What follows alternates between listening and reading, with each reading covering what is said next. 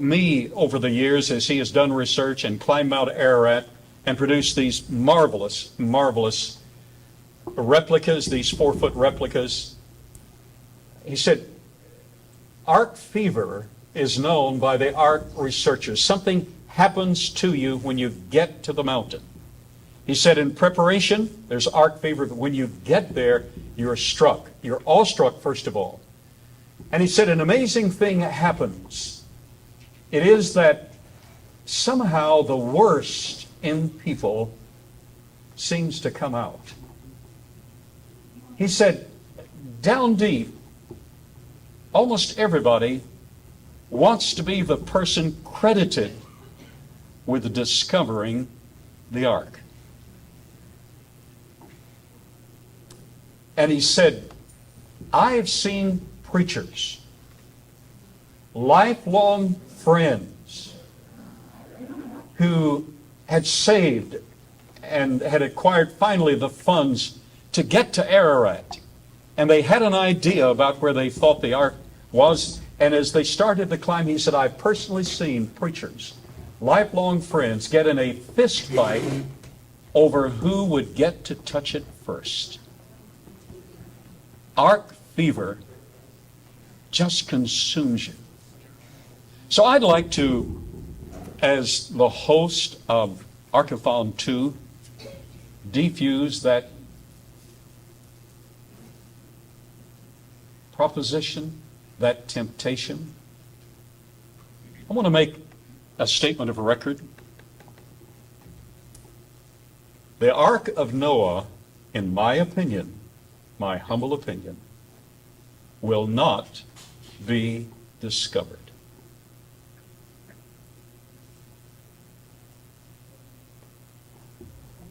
It will only be confirmed. Anyone who has the privilege of confirming it, and I hope it's some of the group here, or some of our colleagues that were not able to be present, or others who are doing excellent research, I pray night and day that it will be confirmed. Amen. But when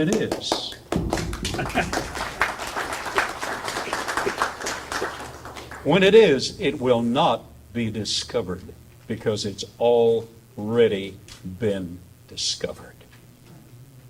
There's enough evidence, if we can just find where they went at the right time, that George Hagopian really saw it. There's enough evidence that Ed Davis really saw it. But Ed Davis saw it because Abbas had been the custodian for decades. And his father and grandfather had been custodians of the ark. And while they're on different political and religious positions than we, they know, and they knew it was there and knew precisely where to take them. The ark, ladies and gentlemen, in my humble opinion, will not be discovered. It can only be confirmed. And I hope that to some degree takes the greed and the pride and the arrogance out of good people, because every last one of us has a streak of wickedness that requires the grace of God to overcome. Are you with me? Yeah.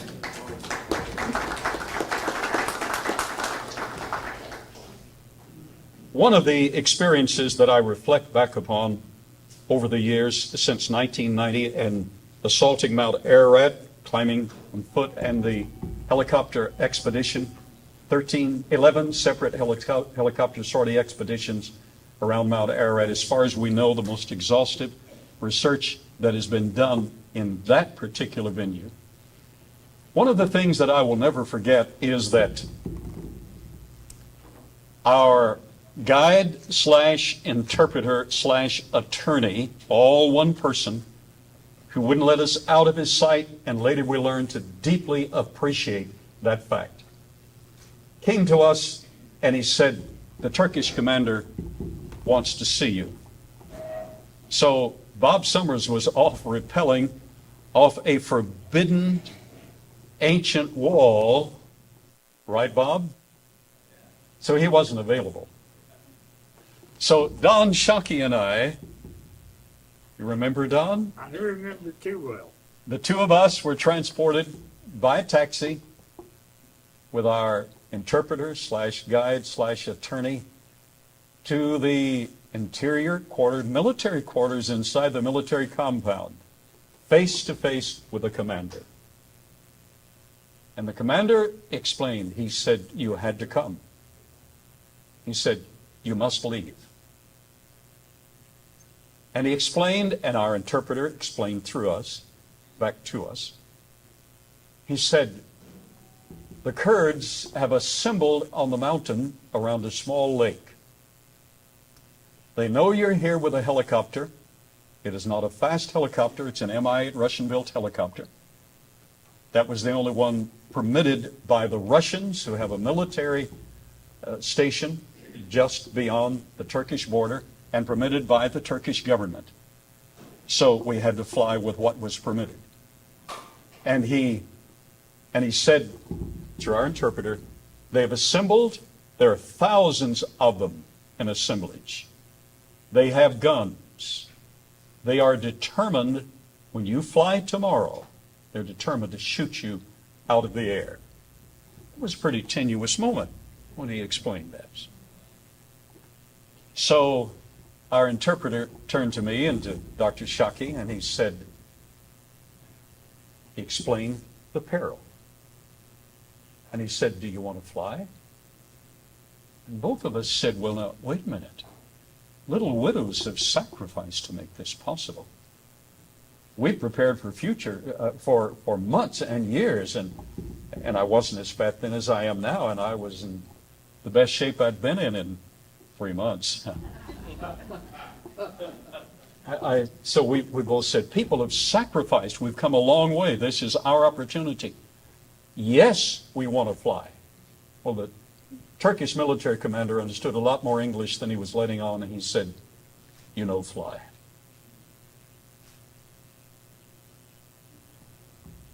Our attorney said, my brother and I, in Turkish, my brother and I own the only petrol company in eastern Turkey.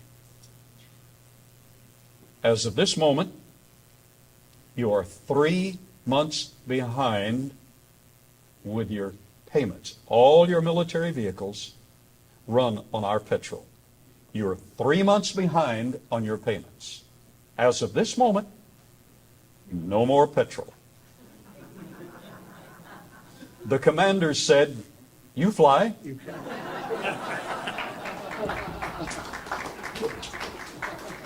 Did you get that, Charles? So we flew. Well, how did we fly?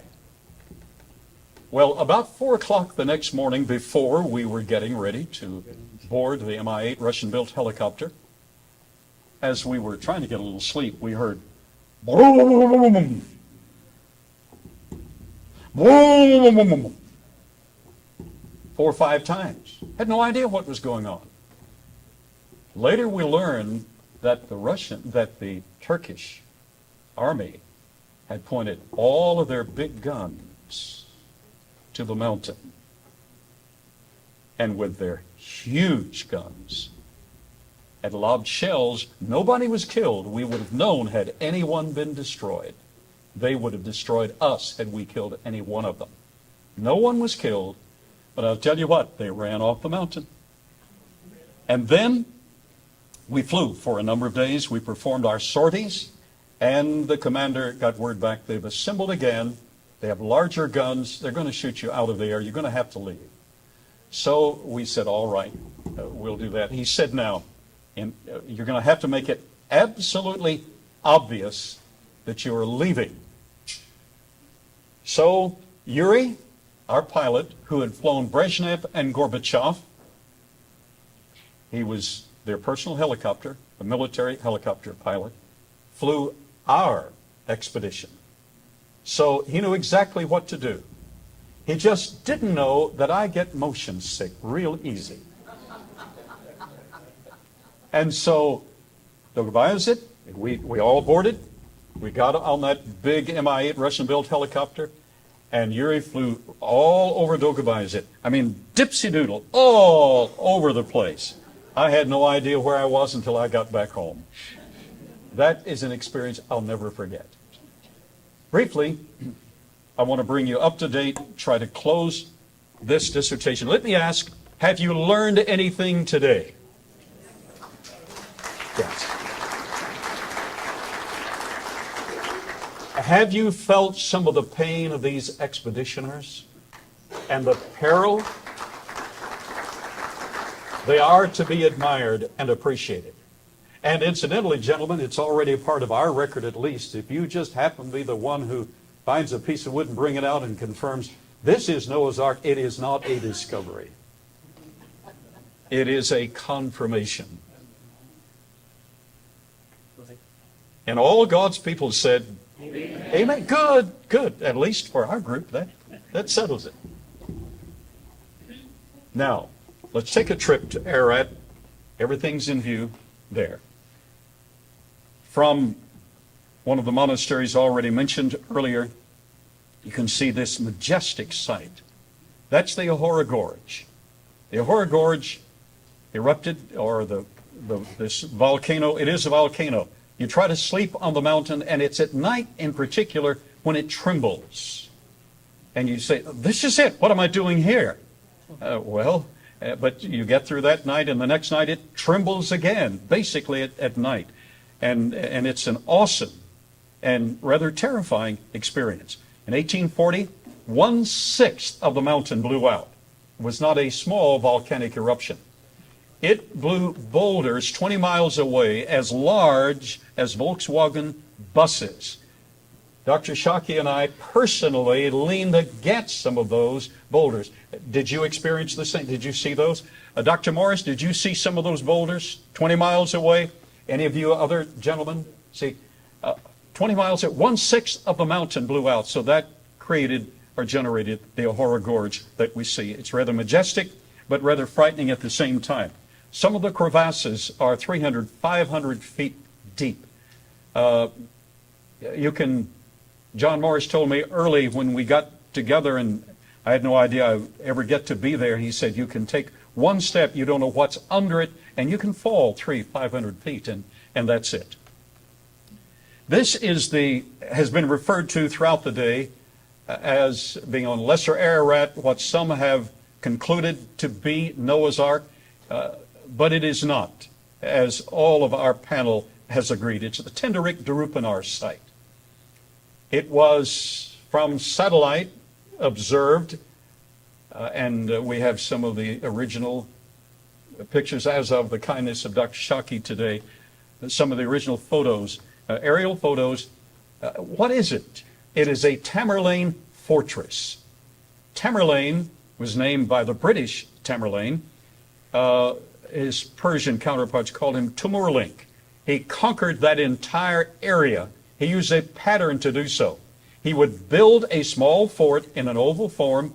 It had to be oriented in a particular direction because of his religious convictions, and it was a military / religious / social enterprise.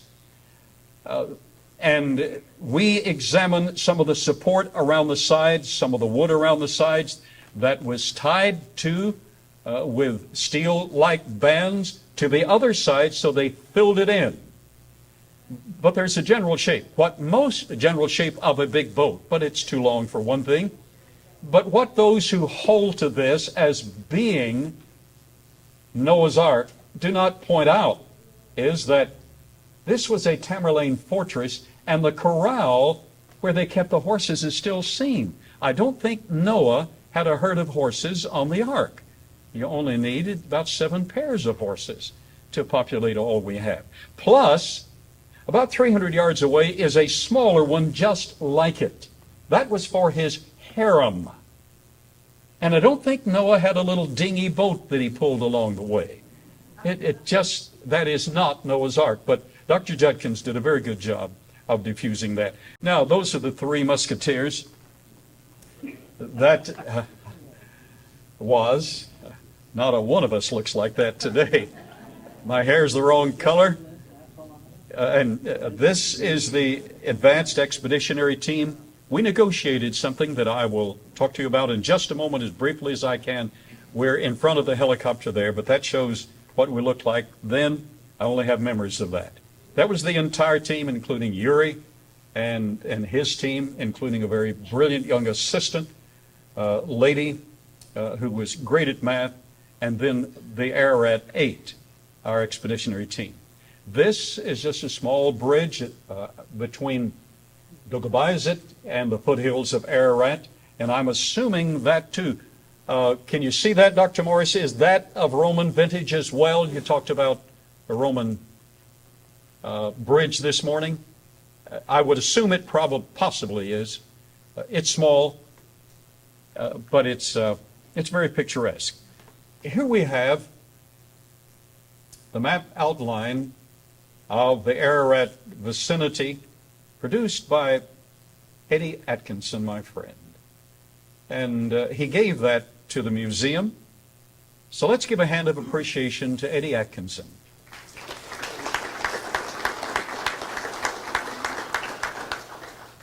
After his funeral service about 6 weeks ago, he was a dear personal friend and one of our finest academic colleagues.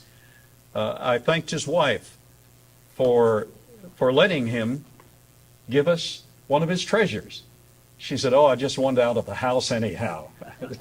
You know, it works like that. But he wanted us to know more about the mountain. And this is a closer view of the Twin Peaks at the top that have been referred to. This is the site that we flew, the area that is the, we think, Hagopian Shaki site, very, with some conviction. This is a photograph of Yuri that I took. He's piloting the plane, the left front seat. This is our site. There's a bridge. That's Don Shaki, who got us all involved in this, and we're so appreciative of his involvement and the things. Today he put on permanent display at the museum the personal binoculars used by the prince, the king, the leader of the American research, the late Errol Cummings. Let's give him another hand of appreciation for that kind of kindness. Now, you may think, well, that's just a land bridge. You see a lot of things on Ararat. But I went into NASA Classified at the invitation because a couple of their scientists were vitally interested and wanted to go with us independently. NASA is not interested at all in Noah's Ark. But a couple of their scientists wanted to go, so they took me into classified, and what had just been declassified but was not known, and I walked up those areas over which we flew, was able to see what was actually there, and to the credit of George Hagopian, who describes the steps, the NASA photographs actually show those steps. They showed the planking on the deck. We knew the direction. That's the reason we knew the direction in which to place the planks here on the deck of our replica. Also, the window system, an entire window system. Some of the openings were very clear. We see the inferences in our photos, but NASA photos were much clearer. This is the debris field, 800 feet below, according to the information. As we flew it the first time, I yelled to Yuri, but he couldn't hear me because the prop, and besides, if you can imagine this, the door of that big Mi-8 Russian-built helicopter was open. And our documentarian had our cameras, and he was dressed like an Eskimo. You had to be. It's cold up there. He was strapped to the outside of that big Russian-built helicopter. He had our big camera, the museum camera, on his shoulder, right, Don? And he was photographing. So with that door open, we got the pop, pop, pop, the unique sound of that Mi-8 helicopter and the whirling. And so he couldn't hear me. So I finally got Don's attention. He got Yuri's attention, said, we need to go back. So at that site, I personally saw one of the huge beams, and it was laminated. And the end of it was structured like Ed Davis described what he had seen.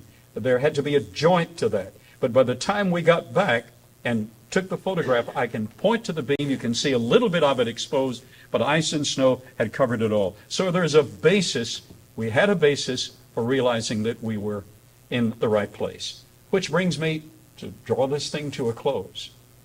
Realizing that we knew that we had overtures from the government in Turkey. They were pleased that there was something of note. So we established a unique, a specific enterprise, chartered Majestic Ventures International, with a commitment, if you can read this, 49-year lease agreement, archaeological agreement for Mount Ararat. That was unprecedented, but there was a stipulation or two with that. In searching for the Ark, and they were persuaded that we had some information that would lead to the site, we were, in so doing, we were to fulfill this by building a ski slope up half the way to less than the danger area so they could bring in tourism. We were to, on the right is a drawing of Ishak Pasha, Ishak Isaac Pasha, the palace of Isaac, who was the king of that area. And as Dr. Morris described this morning, even in ruins, his palace is absolutely beautiful. And he's buried deep. I believe that's correct, is it not? He's buried deep in the environs of that palace. We were to restore that at our expense. We were to build hospitals at the base of Ararat. We were to build a museum at the base of Ararat. We were to establish some high volume lights to at least try to keep a thaw in the area. And at the museum viewing area with telescopes, visitors could come from all over the world and could look up and see components of the Ark even without climbing. That was all a part of the lease. At the same time, we were to recognize, as this shows at the top, that Turkey was the cradle of civilization. And it is. It's not where it started, but that's where our generation got off the boat. Well, what stopped to all of that? Well, it hasn't stopped. It's actually now chartered as Ararat. It is literally chartered. It is Ararat Majestic Ventures. And even though the three of us are getting older, we're not too old to ride a helicopter again, are we?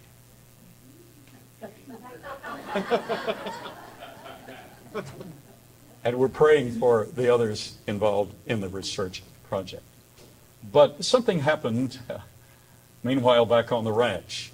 Persian War, Persian Gulf War, Desert Storm, upheaval.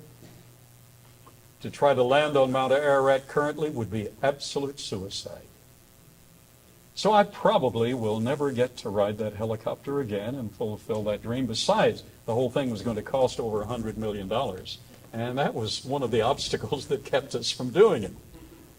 But at least it's been very gratifying to recognize, as this photo will show, that they were very serious about that. On the right is Faratin Kolan. He was our business associate. And by the way, after we flew and then went back to Ankara to his office and reported to him, because he had to sponsor us to be there, there are some good people. There's some very good people there.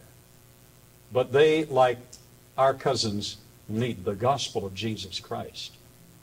The only hope for them is not a change of government. The hope for them is the only hope that is America's hope and our personal hope, and that's the blood of Jesus Christ being applied. That is our only hope. Personal salvation. So back to the idea. Faratin Kolan, after we described to him what we saw, and then I described the beam and what we'd seen there, and that we had examined our photos, and part of that, if that's wood, it had curvature. He didn't say a word. He unlocked a special compartment of his desk. We were seated around his desk, Way in the back, he pulled out a sketchbook. He said, I was there on foot 20 years ago. He said, that's wood. He said, I didn't know what to make of it because some of it was curved. Well, we now have examined that, and we believe that the broken curvatures, etc., comprised at least two of the water reservoirs, the cisterns. And you would need those for many reasons, not only fresh water, but you would need those as ballasts in the boat itself. So he verifies that that is wood at that exact spot. He was on foot.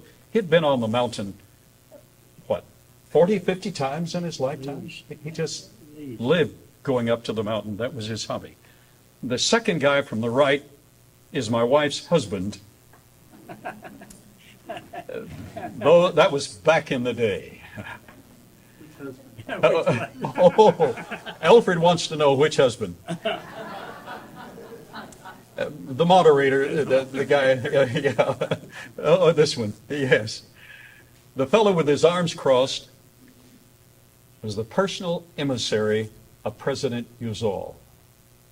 President Uzal himself had approved this lease.